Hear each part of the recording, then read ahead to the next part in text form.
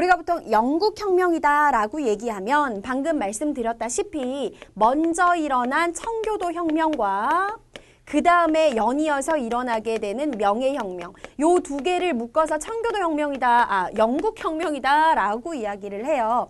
청교도혁명하고 명예혁명은 그 배경하고 결과가 매우 중요하니까 잘 들으셔야 됩니다. 자, 출발하겠습니다. 청교도혁명. 당시 17세기 중반 무렵 1600년대죠. 이 당시에 영국의 상황이 어땠느냐. 의회가 있고 왕이 있습니다. 원래는 의회와 함께 왕이 정치를 이끌어 가야 되지만 사실은 그렇지 않았고요. 왕이 전제 정치를 해요. 그러니까 왕 마음대로 나라를 다스린다. 이런 분위기였다라고 생각하시면 됩니다. 근데 그런 와중에 어떤 분위기가 조성되기 시작하느냐? 의회에 있는 사람들이 경제적으로 막 성장하기 시작하는 거예요. 의회에 있었던 성장했다는 그들이 바로 누구냐? 젠틀이라고 하는 계층, 그리고 도시에 살고 있는 시민계급이었어요. 젠틀이라는 사람들은 뭐 어렵게 생각할 건 없고 농촌 지역에서 성장한 이들이에요. 그래서 농촌 지역에서 농사 잘 지어가지고 땅도 더 많이 갖게 된. 그래서 평범한 농민보다는 굉장히 좀 파워가 있는데 그렇다고 귀족은 아닌 농민과 귀족 사이 정도 되는 좀 부유한 농민들, 이런 사람들을 젠틀이라고 생각하면 되고 도시에서 이제 경제력을 성장시켜가고 있었던 사람들을 시민계급이라고 얘기를 하는 거야.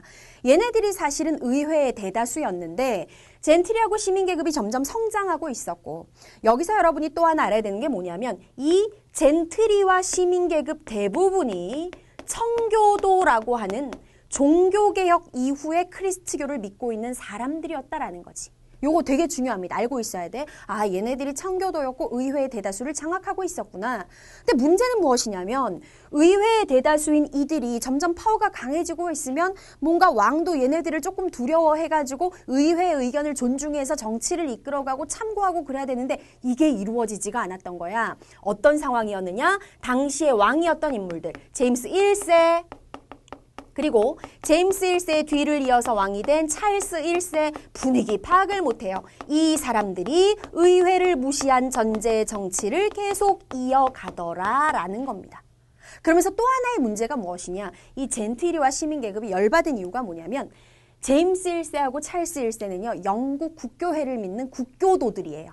영국 국교회는 영국 안에서만 믿어지고 있는 영국만의 독특한 크리스트교다. 요 정도로 생각하면 되는데 자기들이 청교도가 아니라 영국 국교도이기 때문에 청교도를 이해를 못합니다. 굉장히 탄압을 하죠. 분위기 파악 진짜 못한 거지. 이런 상황이었다라는 거야. 그래서 의회가 열받습니다. 안 되겠다. 의회를 무시하고 전제 정치를 하는 왕들을 우리가 그냥 지켜보고만 있을 수는 없지 않느냐라고 하면서 왕에게, 그러니까 당시 왕은 찰스 1세죠. 찰스 1세에게 문서를 제출을 해요. 그 문서의 이름이 무엇이냐? 밑줄 칩니다. 권리청원입니다. 권리청원의 내용의 핵심은 무엇이냐면 왕 너 네 마음대로 자꾸 그렇게 백성들한테 세금 부과하고 하지 말아라.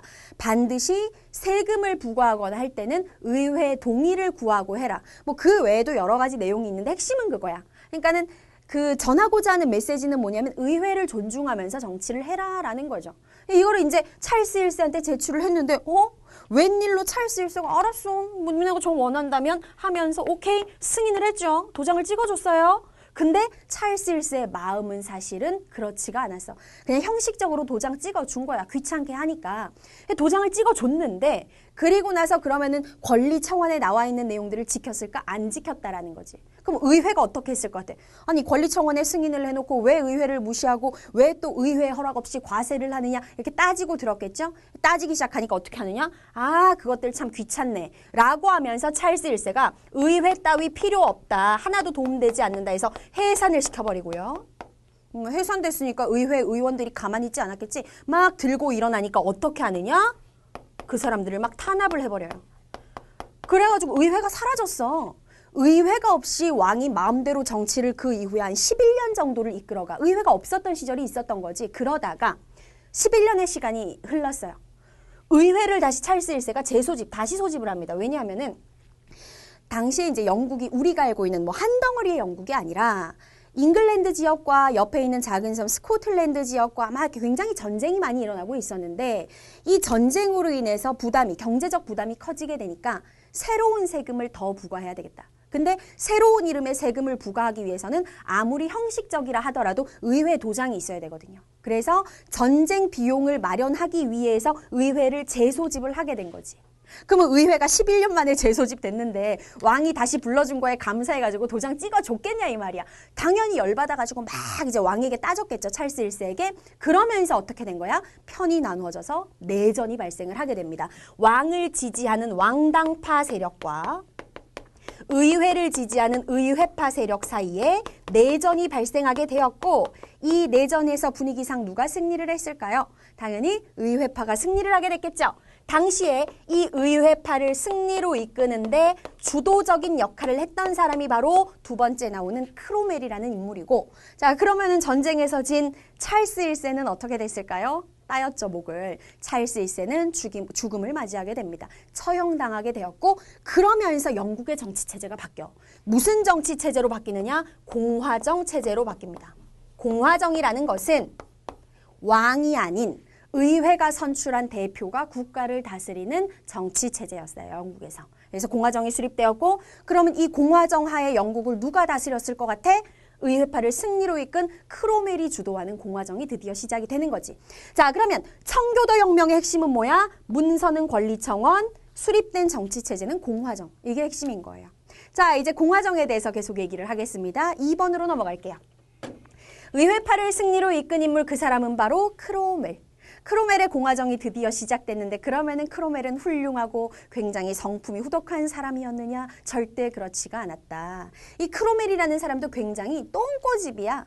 자신이 옳다고 생각하는 건 무조건 옳은 거고 거기에 대한 비판을 받아들이지 못하는 사람이에요. 대표적인 게 뭐가 있느냐? 일단 첫 번째, 항해법이라고 하는 경제 관련 법을 제정합니다. 물론 이제 영국의 경제를 발전시키기 위한 거였는데 항해법이라는 게 이런 거야. 항해.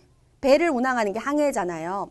영국 그리고 영국의 식민지로 어떤 물건을 운송하는 배는 무조건 영국의 배이거나 그 상품이 원래 생산된 국가의 배여야만 한다.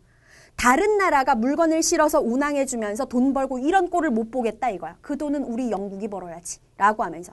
그래서 항해법을 제정하게 됐고요. 그 다음에 두 번째, 엄격한 독재 정치를 실시합니다.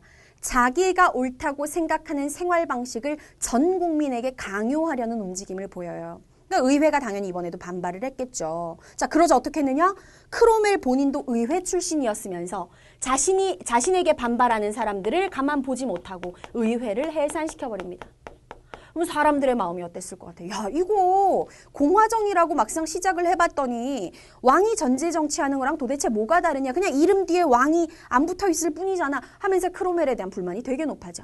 그렇다고 뭐 크로멜이 중간에 쫓겨나거나 그랬던 건 아니고요. 내용이 계속 이어져요. 속으로 이제 꽁시렁꽁시렁 싫어하다가 크로멜이 나이가 들어서 사망을 합니다. 병에 걸려서 사망을 하는데 크로멜이 죽고 나서 야 이제 우리 공화정 그만하자. 차라리 이제 왕들도 정신을 차렸을 테니 왕정체제로 돌아가자 이렇게 되죠. 그래서 크로멜이 죽고 난 다음에 대대적으로 왕정체제로 돌아갑니다. 그걸 왕정복고라고 얘기를 하고 왕정으로 돌아가고 나서 누가 왕위에 오르게 되느냐? 처형당했던 찰스 1세 아들 찰스 2세가 왕위에 올랐고요. 찰스 2세 다음에 연이어서 왕위에 오른 사람은 이 찰스 2세는 아들이 없어가지고 그 처형당했던 찰스 1세 둘째 아들, 그러니까 찰스 2세의 동생이죠. 중요한 건 아니고 제임스 2세가 연이어서 왕위에 오르게 되는데 그 아버지의 그 아들, 무슨 의미인지 알겠지? 정신을 차렸을 거라는 예상을 깨고 이들은 아버지 때보다 더 전제 정치를 강화합니다. 하지만 당하고 있을 의회가 아니지. 이미 의회는 왕하고 싸워가지고 청교도 혁명에서 한번 승리를 하고 공화정을 수립을 했고 그 이후에 자신들의 뜻대로 왕정으로 복구한 상태야. 그러면 얘네들이 전제 정치를 하는 걸 그냥 보고 있었겠느냐라는 거지. 안 되겠다. 이거 정신 못 차리네. 끌어내려야 되겠다라고 생각을 해요. 그래서 어떻게 하느냐? 네덜란드로 시집을 가 있던 제임스 2세 딸을 불러드립니다.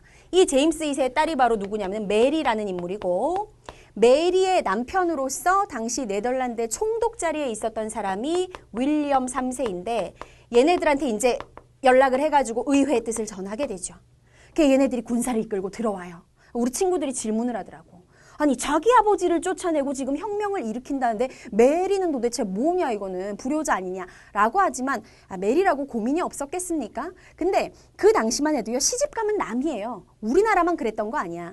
메리는 누구의 뜻을 따르는 게 옳은가? 결론적으로 남편을 따르는 게 부인의 도리다라고 생각을 합니다. 그래서 남편을 따라서 결국 군사를 이끌고 들어오게 되었고 영국의 의회는 메리와 윌리엄 3세를 독특하게도 둘이 공동왕으로 추대를 하게 되죠. 물론 의회는 메리와 윌리엄 3세가 자기들 마음대로 전제 정치를 하게 내버려 두지는 않습니다. 이들을 공동왕 자리에 올려놓고 문서를 내밉니다. 사인 좀 해주시죠.